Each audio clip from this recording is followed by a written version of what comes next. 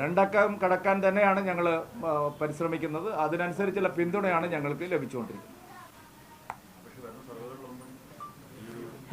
Survey കഴിഞ്ഞ തവണ രാഹുൽ ഗാന്ധി പ്രധാനമന്ത്രിയാവുന്നായിരുന്നു, ഓർക്കത്തില്ലേ? സർവേയെ പറ്റി പറഞ്ഞിട്ടാണെങ്കിൽ കേരളത്തിലെ ആളുകൾ ഓടിക്കില്ല. രാഹുൽ ഗാന്ധി പ്രധാനമന്ത്രിയാവുമെന്ന് പറയാത്ത സർവേ ഏതാ ഉള്ളത്? കഴിഞ്ഞ തവണ സർവേ കണ്ടിട്ടാണ് ആൾ വോട്ട് ചെയ്ത്. ആര് കാണുന്നതാണ് നിങ്ങൾ വിചാരിക്കുന്നത്? എല്ലാ സർവേ ഉണ്ടായിരുന്നു. രാഹുൽ ഗാന്ധി പ്രധാനമന്ത്രി ആവുമെന്നാണ് മനോരമ സർവേ കഴിഞ്ഞ പറഞ്ഞത്. BJPക്ക് പല മണ്ഡലങ്ങളിലും പറഞ്ഞ വോട്ട് 10%, 12%ഒക്കെയാണ്. അവിടെയൊക്കെ 30-32% കിട്ടി. നിങ്ങളും മോശമല്ല, എല്ലാ ചാനലും മോശമല്ല. നിങ്ങളൊക്കെ UDFന് വേണ്ടിയുള്ള ചാനലുകളാണ്. UDFിൽ നിങ്ങൾക്ക് എന്തോ കാര്യമായിട്ട് കിട്ടുന്നുണ്ടെന്ന് തോന്നുന്നു. എന്തിനാണ് നിങ്ങൾ ഈ വ്യാജ സർവേകൾ നടത്തുന്നത്? NDA കിട്ടുന്ന യാഥാർത്ഥ്യമാണ്. ആ അല്ല, കിട്ടുന്ന യാഥാർത്ഥ്യമാണ്.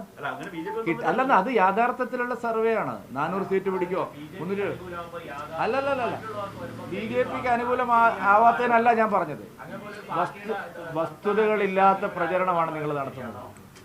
അതായത് നിങ്ങൾ ചോദിക്കുകയാണ്, ഒരു സർവേയും പറഞ്ഞില്ലല്ലോ. സർവേ പറയാതിരിക്കുന്നതാണ് നല്ലത്. കഴിഞ്ഞ തവണ മഞ്ചേശ്വരത്ത് കഴിഞ്ഞ ആരോപണം എന്ന് പറഞ്ഞു കഴിഞ്ഞാൽ ഇതെല്ലാം ഫോർ കോൺഗ്രസ്, നമുക്കെല്ലാം അറിയാം. അതുപോട്ടെ, സർവേ ഒക്കെ കോൺഗ്രസിന് വേണ്ടി ഉള്ളതാണ്. അതൊന്നും കണ്ടിട്ടല്ല ആള് വോട്ട് ചെയ്യുന്നത്.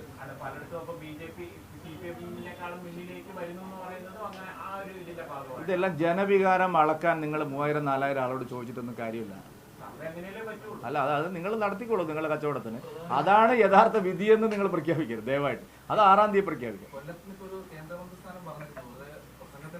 വെറുതെ അല്ലെന്ന്, ഇവിടെ 8 കേന്ദ്രമന്ത്രിമാരുണ്ടായിരുന്നു UPAക്ക്. എന്താ ഞങ്ങൾ ചോദിച്ചു ഞങ്ങൾക്ക് മന്ത്രിയാവാൻ പറ്റില്ലേ? എന്താ വെറുതെ പറയുന്നത്? കേരളത്തിലെ 8 മന്ത്രിമാരുണ്ടായിരുന്നു. അത് നിങ്ങൾ മറക്കരുത്. ഉറപ്പല്ലേ?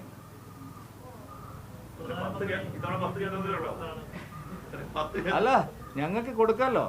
ദക്ഷിണേന്ത്യയിൽ കൂടുതൽ കൊടുക്കും.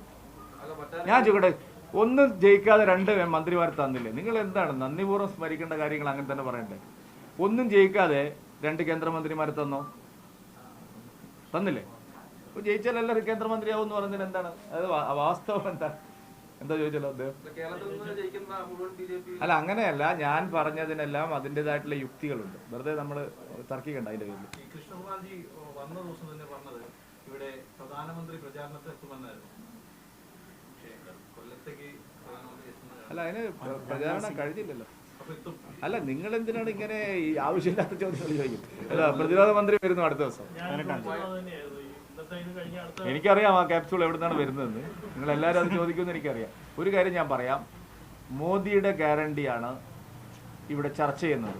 എല്ലാവരും പ്രധാനമന്ത്രിക്കാണ് വോട്ട് കൊടുക്കുന്നത്. കൃഷ്ണകുമാർ ആയാലും സുരേന്ദ്രനായാലും രാജീവ് ചന്ദ്രശേഖരനായാലും ഞങ്ങളെല്ലാം വോട്ട് ചോദിക്കുന്നത് പ്രധാനമന്ത്രിയുടെ പേരിലാണ്. ഓരോ വോട്ടും മോദിജിക്കാണ്, താമരയ്ക്കാണ്. അതുകൊണ്ട് അങ്ങനെ വേർതിരിച്ച് കാണിക്കണ്ട. ഇന്ന് അദ്ദേഹം പ്രധാനമന്ത്രിയോടൊപ്പം വേദി പങ്കിടുന്നുണ്ട്. എത്ര സ്ഥാനാർത്ഥികൾ പങ്കിടുന്നുണ്ട്? ഇന്ന് 3 സ്ഥാനാർത്ഥികളേ ഉള്ളൂ. അതിൽ പ്രധാനപ്പെട്ട സ്ഥാനാർത്ഥി ഈ മണ്ഡലത്തിൽ നിന്നുള്ള സ്ഥാനാർത്ഥികളുണ്ട്. കഴിഞ്ഞ തവണ വന്നപ്പോൾ പത്തനംതിട്ട വന്നപ്പോഴും പ്രധാന മണ്ഡലങ്ങളിലെ സ്ഥാനാർത്ഥികൾ വന്നു. അതുകൊണ്ട് ആ കാര്യത്തിലൊന്നും ഒരു കൺഫ്യൂഷനും ഇല്ല. BJPയെ സംബന്ധിച്ച് എല്ലാത്തിനും വ്യക്തതയുണ്ട്, ക്ലാരിറ്റിയോടുകൂടി പോകുന്ന